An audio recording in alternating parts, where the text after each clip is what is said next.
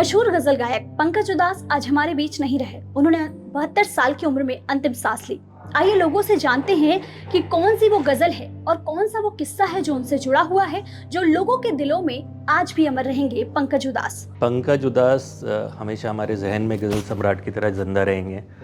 वो एक लौते ऐसे पहले इंसान हैं, हम 90 किड्स के लिए ख़ास करके, जिन्होंने गज़ल को एल्बम्स के रूप में हमारे सामने लेकर आए। चांदी जैसा रंग हो तेरा, सोने जैसे बाल, मतलब इस तरह के गज़ल्स सुनने का अगर शौक़ कहीं से शुरू हुआ है तो पंकज उदास जी के कारण हुआ है, और सही में वो हमारे के जहन में हमेशा ज़िंदा रहेंगे। So I think in our generation also Pankaj Udas ji has been a pretty big name। मतलब हमने आज भी I think उनके फेमस गाने जैसे कजरे की दार, चिट्ठी आई है, ये हमने भी सुने हुए हैं। So I think it is obviously a big loss for the industry, but yeah, I think he'll be an evergreen person forever। Pankaj उदास की आज मृत्यु हो गई है, तो उनके गज़ल के जो गाने हैं वो अमर रहेंगे एंड वो लोग ज़िंदगी भर सुनते रहेंगे।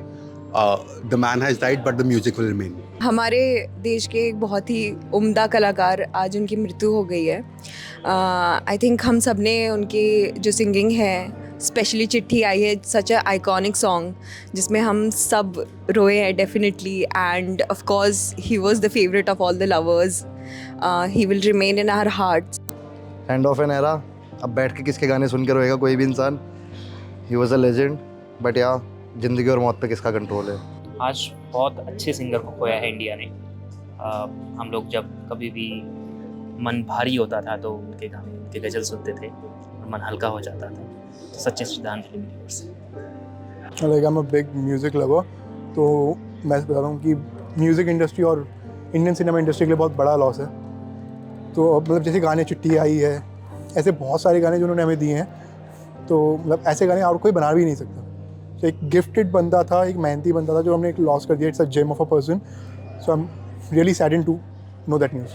पंकज उदास गज़ल गायकी के दुनिया में जो है उनका न रहना, उस कमी को हमेशा महसूस किया जाएगा। लेकिन मैं ये कह दूं कि उनके बारे में जब हम लोग स्टूडेंट डेज से ही उनकी गज़लों को सुनते रहे, उनकी गज़लें हल्की फुल्की होती थी जो लोगों के दिल में उतर जाती थी, और कहीं भी बाज़ार में या कहीं भी छोटी छोटी जो उस तरह से आपस में मिलना होता तो उसमें भी लोग गुनगुनाया करते थे। और इस समय मैं महसूस कर रहा हूँ कि उनकी बीमारी के बाद उनका न रहना जो है, उस कमी को जो है हम लोग हमेशा महसूस करते रहेंगे।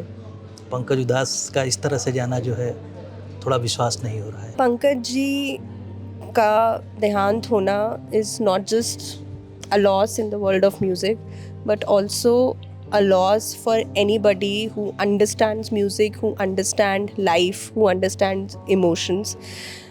पंकज जी की पर्सनल याद जो मेरा फर्स्ट मेमोरी होगा वो होगा उनका वो गाना चांदी जैसा रंग है तेरा, सोने जैसे बाल।